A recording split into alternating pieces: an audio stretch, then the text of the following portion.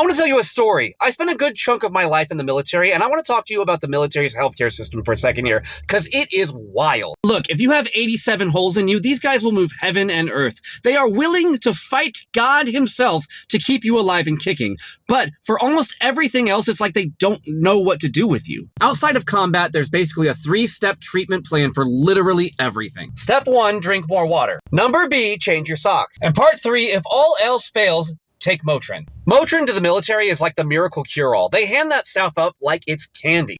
Now, I have a particular problem because I'm allergic to Motrin, like severely allergic. Like I'm going to have a really bad day if I take it allergic. And when I would tell Doc that, they would just like stare at me like a deer in the headlights. Like the fact that I can't take Motrin has thrown a wrench in their entire plan, and they have to completely rethink all of their career choices. Now, obviously I'm being dramatic. There are alternatives to the infantry's candy that I can take, but there are so many times in my career that even though it was in my records and I tell them all the time I can't take Motrin, docs would still recommend it and sometimes even try to prescribe it to me. Naturally, since this has happened to me so many times, the most obvious conclusion is that all doctors hate me, the entire healthcare system itself is trying to kill me, so I will never go to the doctor or set foot in a clinic ever again. Now, before you throw your phone and or keyboard through my windshield, I don't really think that way. It's only the medical doctors trying to kill me. I still go to the dentist. But if we have the sense to look at one person's mistake and not extrapolate it to an entire industry, why do we do that very thing with God?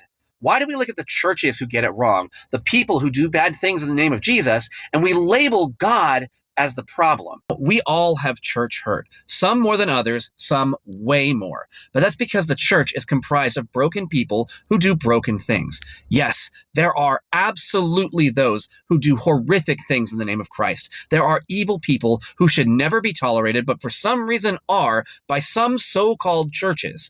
But that does not mean that God is the problem.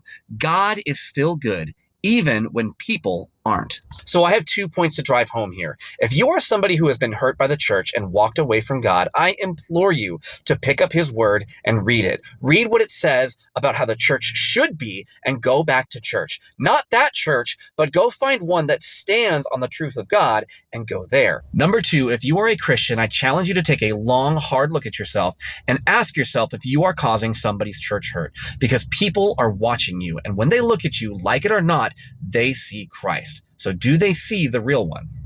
I need that last part more than you do.